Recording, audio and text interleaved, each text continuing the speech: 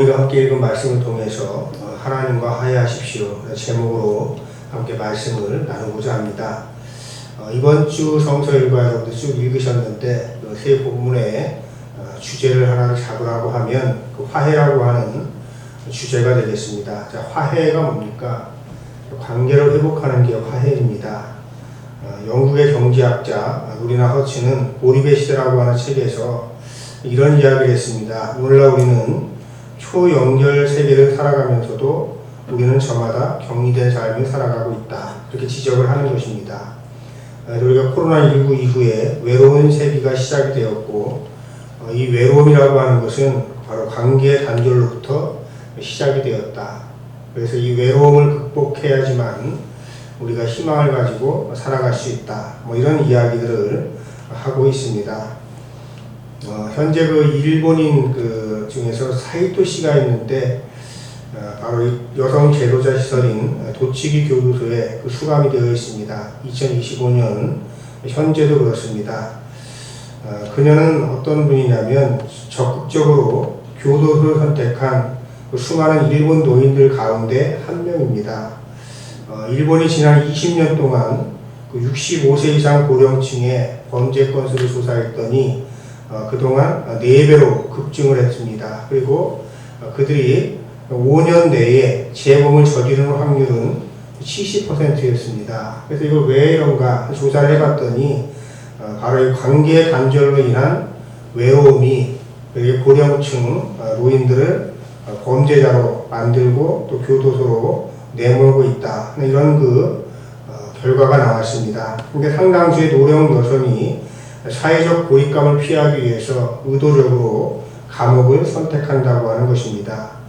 그리고 인터뷰를 해보니까 그들이 이렇게 이야기합니다. 감옥은 항상 주변에 사람이 있어서 외롭지 않은 곳이다. 이렇게 이야기를 했고 또 어떤 분들은 이야기를 나눈 사람이 많은 오아시스가 바로 여기였다. 이렇게 이야기를 하기도 했다고 하는 것입니다. 혼자 살 때는 너무나 외로워서 힘들었는데 교도소에 오니까 친구도 있고 또 식사도 제때 나오고 또 도움과 돌봄까지도 제공되니 여기가 오아시스가 아니겠는가. 이런 생각들 때문에 결국은 아까 앞에서 말씀드린 대로 재소자의 70%가 석방되면 또 곧바로 또 범죄를 저지르고 다시 교도소로 오는 그 길을 택한다고 하는 것이죠. 저는 이 이야기를 들으면서 이게 이웃나라 이야기만이 아니라 머지않아 한국에서도 이런 문제가 생기지 않을까 그런 생각도 해보게 되었습니다. 그런데 이제 중요한 것이 하나 있습니다.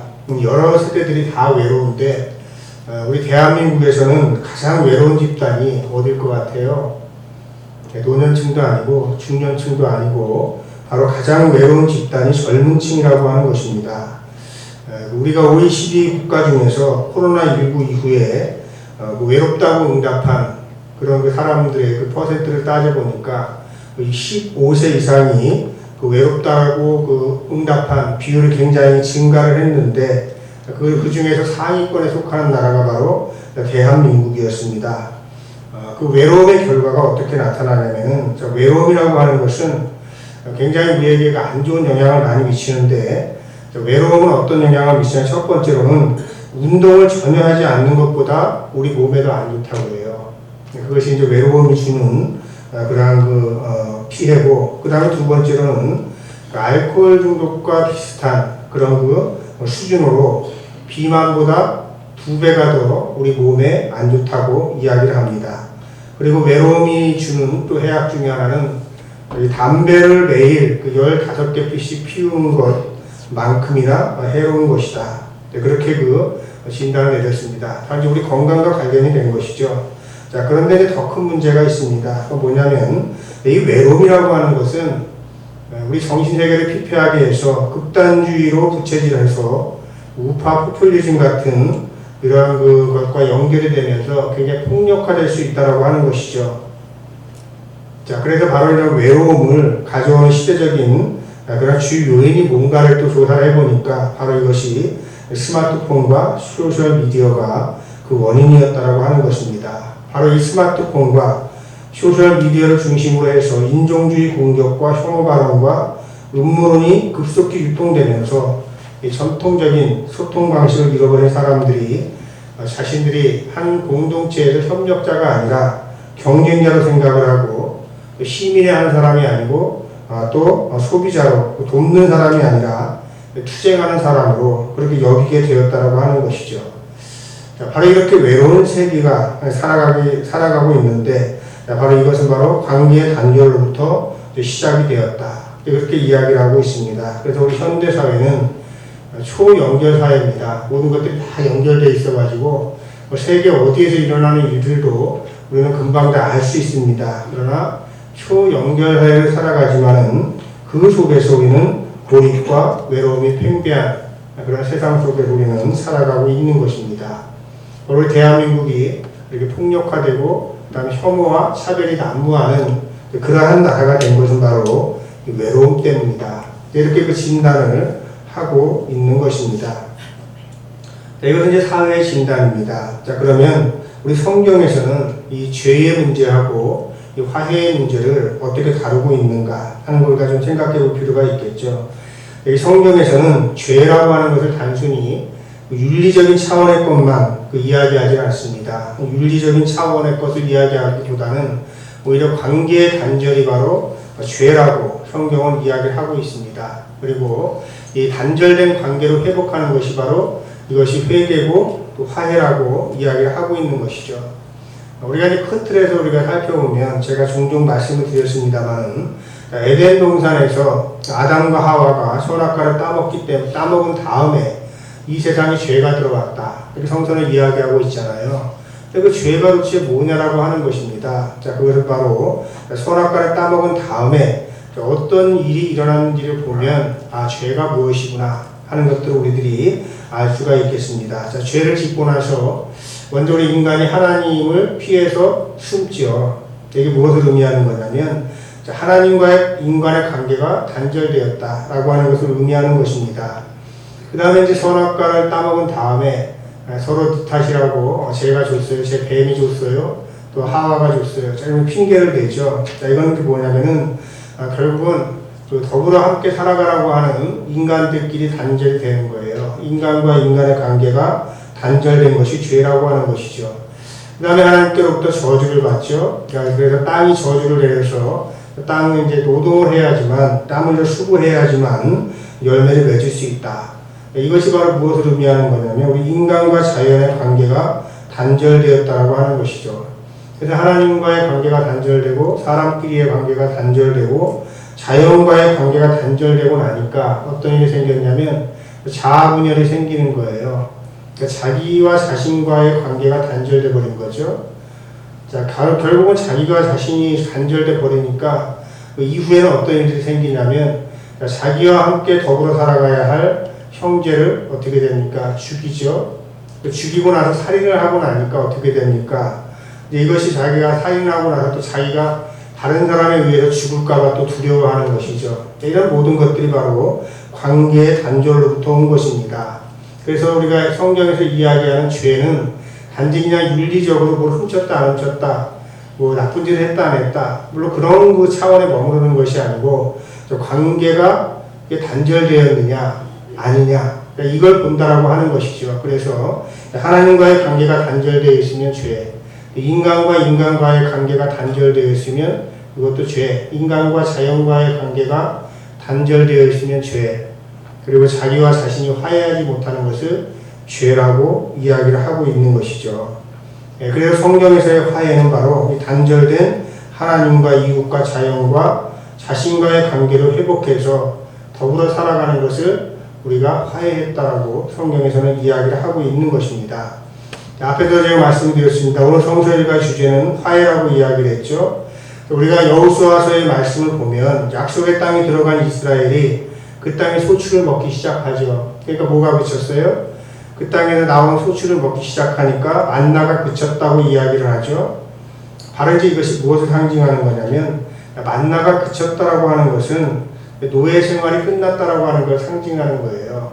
그러니까 광야 생활할 때 하나님께서 만나를 먹이셨잖아요. 근데 이제 너희들이 이제 그렇게 하지 않고 이제 노예 생활이 종료가 됐으니 끝났으니 너희가 수고하고 땀 흘리는 것을 가지고 그 땅의 소출을 먹을 수 있는 그러한 세상이 되었다. 그래서 드디어 하나님의 약속이 성취되었다고 하는 것을 상징하는 것입니다.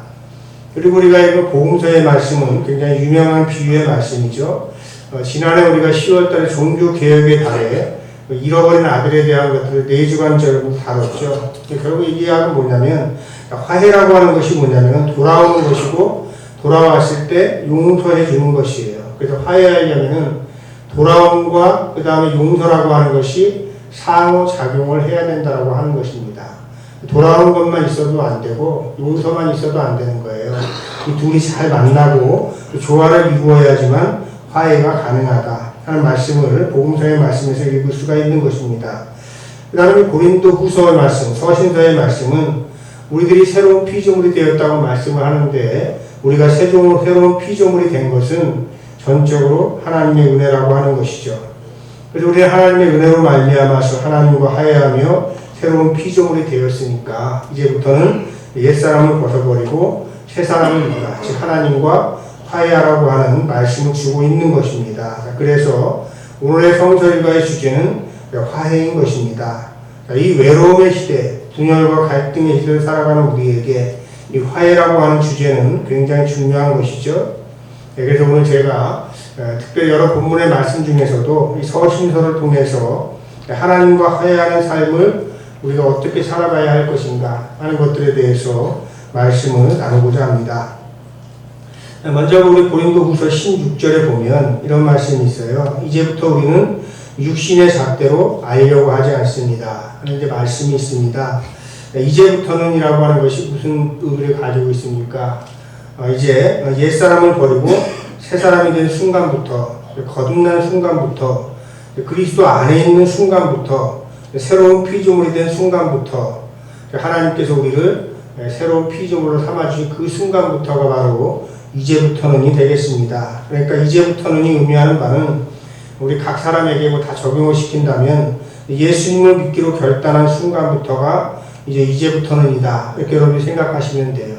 이곳에 계신 분들은 모두가 다 우리가 예수님을 믿는 분들이잖아요. 그러면 우리 예수님을 믿는 사람들은 어떤 삶을 살아야 하는가 이걸 이야기해 준다고 보면 되겠죠. 예수님을 믿는다고 하는 것은 뭐냐면은 이제부터는 오늘 성경을 우리가 읽은 말씀대로 육신의 잣대로 알려고 하지 않는 거예요. 우리가 예수님을 믿는 사람들은 육신의 잣대로 생각하면 안 된다. 꼭 기억하시기 바랍니다. 그럼 육신의 잣대가 뭐냐라고 하는 것인데 새한글 성경에 보니까 육신의 잣대가 뭐냐면 사람의 기준에 따라 생각하면 안 된다고 하는 것이에요. 그러니까 사람의 기준에 따라서 생각하는 것이 바로 육신의 잣대라고 하는 것이죠. 자, 바로 이제 예수님을 믿는다고 하는 것은 뭐냐면은 기준점이 바뀌는 거예요. 캐논이라고 이야기를 하잖아요. 캐논이라고 하는 것을 이제 일본에서 카메라 로고로 사용을 하는데 이 캐논이 뭐냐면 기준, 잣대라고 하는 것이거든요. 그래서 하나님을 믿는 사람들, 그리스도 안에서 새로운 피조물로 거듭난 사람들은 그 기준이 이제부터는 바뀌어요. 그 기준이 어떻게 바뀌는 거냐면 하나님을 알기 전에는 사람의 기준으로 생각을 했어요. 그런데 하나님을 믿은 다음부터는 이제부터는 그 기준이 바뀌는 거죠. 그걸 이야기하는 겁니다. 그래서 예수님을 믿는다고 하는 것은 그 기준이 사람의 기준이 아니에요. 사람의 기준은 뭡니까? 돈이나 권력이나 외모 이런 것들이 사람의 기준이 되죠. 그러나 하나님을 믿는 사람들의 기준은 그런 기준이 아니라고 하는 것이죠. 예수님을 믿는 사람들은 바로 이 사람의 기준을 떠나서 하나님의 기준을 가지고 살아가는 사람이다. 그럼 여러분 기억하시기 바랍니다. 근데 이제 어떤 분들은 이런 분들이 계셔요. 예수님을 왜 믿습니까? 왜 교회 나옵니까? 그러면 어떻게 이야기하시는 분들이 있냐면은 내가 사람의 기준을 채우기 위해서 교회 나옵니다. 그렇게 어렵게 이야기는 하지 않지만은 그냥 우리가 쉽게 이야기하면 교회 나오면 복 주신다고 하니까 나와요. 뭐 일도 잘 풀리고 돈도 잘 벌고 모두 잘 되고 이런다면서요. 자, 그런데 그것은 사람의 기준이라고 하는 것이죠. 사실 우리가 초보 신앙을 가지고 있을 때는 그럴 수도 있어요. 그러나 우리가 신앙이 점점 더 성숙해지면 어떻게 돼야 되냐면은 우리의 기준이 바뀌어야 돼요. 사람의 기준, 거기에 육신의 잣대에서 이제 그것이 아니고 그걸 벗어버리고 이제 세상의 기준을 바꾸어 버려야 된다라고 하는 것이죠. 그래서 우리들이 세상의 기준을 가지고 살아가게 되면, 육신의 잣대를 살아가게 되면 우리는 어떤 그 생각을 하며 살아갈 수밖에 없냐면은, 세상의 기준은 아까도 이야기했듯이 돈과 권력이죠. 그 다음에 세상에서 뭐라고 이야기합니까? 그게 최고니까 수단과 방법을 가리지 않고 그것만 얻으면 된다라고 하는 것이에요. 심지어는 자기의 생각을 관철하려면 어떤 폭력적인 수단도 괜찮다고 이야기를 하죠. 그리고 자꾸 뭘 이야기해요? 각자 도생이라고 이야기를 합니다. 나 혼자 그냥 잘 사는 게 그게 이 경쟁 사회를 살아갈 수 있는 유일한 방법이다. 그렇게 이야기를 하죠. 자, 그런데 예수님을 믿는다고 하는 사람들이 가져야 되는 기준은 달라요. 예수님을 믿는 사람들은 돈과 권력이 목적이 아니고, 그리고 과정도 굉장히 중요하게 생각합니다. 그래서 우리가 어떤 걸 이루려고 할 때 힘든 이유가 어디에 있냐면은, 세상의 잣대를 가지고서는 그러니까 무력으로 폭력으로 그걸 얻을 수가 있어요. 그러나 하나님을 믿는 사람들은 무력과 폭력이 아니고 비폭력 투쟁을 해야 되기 때문에 힘든 거죠. 그리고 세상 다 망했다, 각자 고생의 세상이라고 이야기를 해도 하나님을 믿는 사람들은 아니야, 아직도 희망이 있어, 그렇게 믿고 살아가는 것이죠. 이곳에 계신 모든 분들은 사람의 잣대, 즉 육신의 잣대를 벗어버리고 예수님의 잣대, 즉 그리스도 안에서 새 사람으로 살아가시기를 주님의 이름으로 축원합니다. 그런데 이런 것들이 어디에서 생겨났냐라고 하는 것이죠. 자, 18절 말씀에 보니까 이 모든 것은 하나님에게서 났습니다 하는 이런 말씀이 있습니다. 그러니까 이게 이제 어떤 그 의미가 되냐면은, 화해의 직분을 하나님께서 맡겨주셨는데, 화해의 직분은 누구로부터 왔냐면 하나님께로부터 오셨다라고 하는 것이죠. 그러니까 먼저 하나님께서 화해의 길을 열어가셨다라고 하는 것이에요. 그리고 계속 설명을 합니다. 그 일을 하는데 어떻게 열어가셨냐면, 예수님을 내세우셔가지고 이야기를 하셨다고 하는 겁니다. 그리고 예수님의 그 십자가를 통해서 우리를 화해의 직분을 맡은 사람들로 삼아주셨다, 이렇게 이야기를 하는 겁니다. 그래서 사도 바울이 이야기하는 겁니다. 지금 예수님 안에 사는 사람들, 예수님을 믿는 사람들은 다 직분이 있는데 어떤 직분을 가지고 있냐면은 화해의 직분을 가지고 있다. 그러니까 여러분들은 교회에서도 그렇고 가정에서도 그렇고 이 세상에서도 그렇고 어떤 사람들이에요? 화해의 직분을 가진 사람들이라고 하는 이런 생각을 하면서 살아가셔야 됩니다. 그래서 저는 우리가 어떤 자리에 있어도 우리들이 그 조직을 우리가 정말 그러니까 평화롭게 아우러갈 수 있는 그런 역할들을 우리들이 해야 된다라고 하는 것이에요. 교회에서도 여러분들이 화해의 직분을 잘 감당해야 되고, 가정에서도 여러분들로 인해서 불화가 아니라 화해로운 역할을 해야 되는 것이고, 우리 나라에서도 마찬가지지 않습니까? 교회가 어떤 역할을 해야 되겠어요? 이렇게 서로 나뉘어가지고 싸우고 이럴 때는 그걸 화해시키는 역할을 해야 되잖아요. 그런데 자꾸 이걸 갖다가 분열시키고 혐오하고 차별을 만들어내는 그런 교회라고 하면 그런 그 교회라고 할 수가 없는 것이죠. 우리가 잘 생각을 해야 되는 겁니다. 자, 그래서 우리가 교회의 직제는 여러 가지 직제가 있습니다. 그러나 직제는 여러 가지, 목사도 있고 장로도 있고 뭐 권사도 있고 그 다음에 또 평신도도 있고 다 직제는 여러 가지인데 직분은 딱 하나예요. 이게 바로 뭐냐, 화해의 직분이라고 하는 것을 여러분들 기억하시길 바랍니다. 근데 이 화해라고 하는 건 뭐냐라고 하는 것인데, 이 화해자의 직분이라고 하는 것을 새한글 성경에서는 뭐라고 번역을 했냐면 섬김의 직무라고 그렇게 해석을 했습니다. 저는 굉장히 탁월한 해석이라고 저는 생각을 합니다. 왜 그러냐면 바로 이 섬김의 도를 보여주신 예수님께서 하나님과 원수처럼 살아가던 우리를 화해시켜 주셨죠. 그러니까 이제 앞에서 우리가 이야기했잖아요. 하나님과의 관계가 단절되어 있었잖아요. 그걸 예수님께서 이 땅에 오셔가지고 섬김의 도를 보여주심으로 인해서 우리를 하나님과 회복시켜 주시는 그 길을 우리에게 보여주신 거예요. 그래서 우리의 죄의 문제가 해결된 것이거든요. 예수님의 십자가로 인해서 뭐가 생긴 겁니까? 그 십자가를 통해서 저 예수님의 그 섬기는 그 모습을 통해서 하나님과의 관계만 우리가 회복된 것이 아니고 사람들끼리도 우리가 어떻게 살아가야 하는 것일까? 그 문제까지도 우리가 생각해 보게 되었다라고 하는 것이죠. 그래서 우리가 화해의 직분을 가지고 살아간다, 화해자로 살아간다고 하는 것은 다른 말로 바꿔서 이야기하면 섬김의 삶을 살아가는 것이다, 이렇게 이야기를 할 수가 있습니다. 그래서 저는 여러분들에게 말씀드립니다. 누군가에게 여러분들 군림하는 삶이 아니고 섬기는 삶을 살아가시기를 바랍니다. 부부간에도 여러분들이 섬기는 삶을 살아가시고, 부모와 자식 간에도 서로 섬기는 삶을 살아가시고, 또 친구들끼리도 여러분들이 섬기는 삶을 살아가시고, 교우들끼리도, 더 나아가서 우리 이웃들과 자연과 이 모든 관계에서도 여러분들이 섬기는 삶을 살아가시기를 바랍니다. 바로 우리가 한 사람 한 사람이 화해자의 직분을 가지고 섬기는 삶을 살아갈 때 어떤 일이 생기겠습니까? 깨어졌던 관계들이 회복되기 시작하는 것이에요. 그래서 이런 관계들이 회복될 때 우리가 화해의 직분을 잘 감당하는 것이고, 또 우리가 화해자의 직분을 우리들이 성실하게 수행할 수 있는 것이죠. 여러분들이 서로 섬기는 귀한 삶을 살아가시기를 주님의 이름으로 축원합니다. 그런데 이 화해자의 직분을 잘 감당하려면 어떻게 해야 되는가? 그것도 말씀을 하고 있어요. 보니까 17절, 21절 말씀에서 강조하고 있는 바가 뭐냐면 그리스도 안에서 해야 된다. 이렇게 그 말씀을 하고 있어요. 그러니까 우리가 화해자의 직분을 마음으로 그냥 우리가 섬기는 삶을 살고 싶어요. 우리가 노래만 열심히 한다고 해서 우리가 섬기는 삶 사는 게 아니잖아요. 바로 이제 그렇게 살아가려면 어떻게 해야 되느냐? 바로 그리스도 안에서 이게 가능하다고 하는 이야기예요.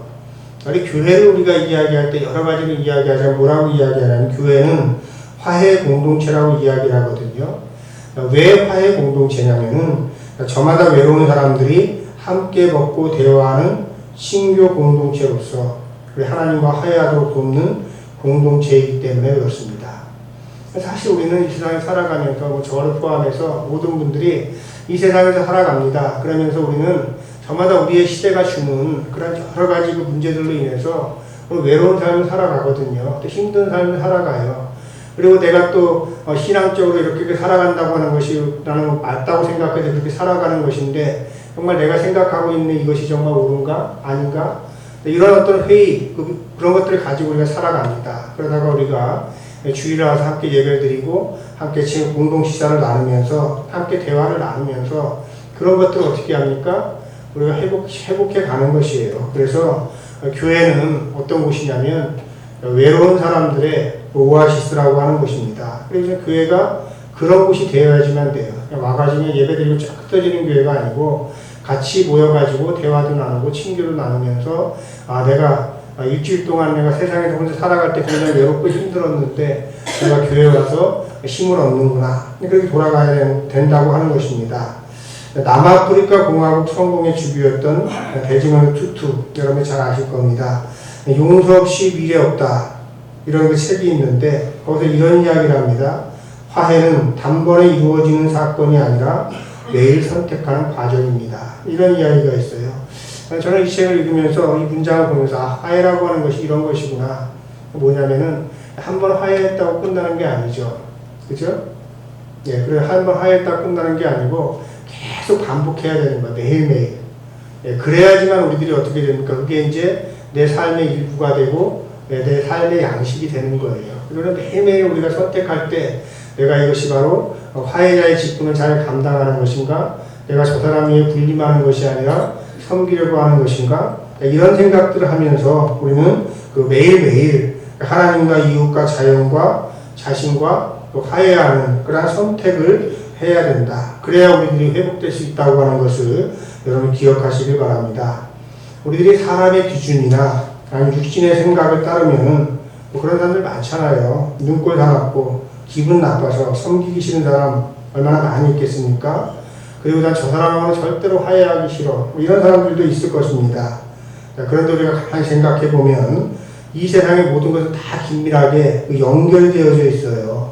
그래서 한 사람이 외로우면 그 사람의 문제로 끝나는 것이 아니고 결국 그것이 나하고도 관계가 있기 때문에 나 역시도 그런 똑같은 위험에 빠질 수가 있다고 하는 것입니다. 여러분 우리가 미얀마에서 지난주에 큰 지진이 났잖아요. 어떤 또 정말 저는 그런 그리스도인들의 그 머리를 좀 이해할 수가 없는데 불교 나라라서 그렇게 됐다고 또 참 희한한 소리 하는 사람들이 있어요. 그런 사람들은 그리스도 안에 있는 사람이 아니라고 생각을 해요. 우리들이 그런 사람들을 볼 때 우리가 먼 나라에 있는 것 같지만은 우리가 도움의 손길을 줘야 돼요. 왜 그렇습니까?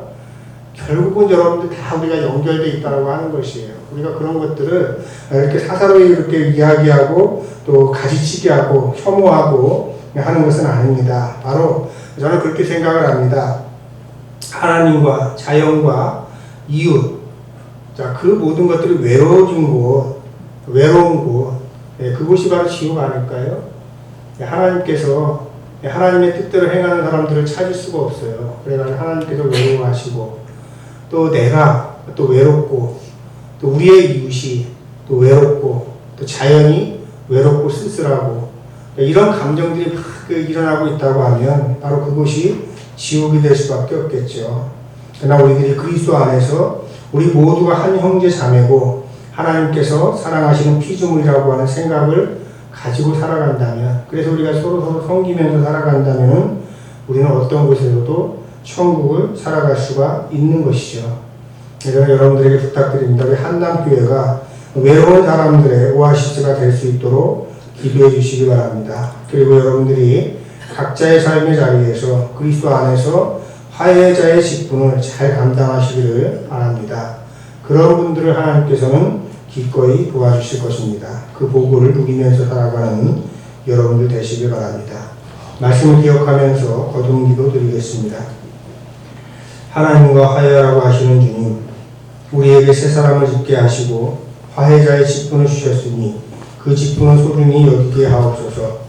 분열과 갈등으로 심하고 있는 현실 속에서 하나님을 믿는 이들이 화해자의 직분을 잘 감당할 수 있도록 도와주옵소서. 하나님과 우리를 십자가의 사랑으로 이어주신 예수님의 이름으로 기도드립니다. 아멘.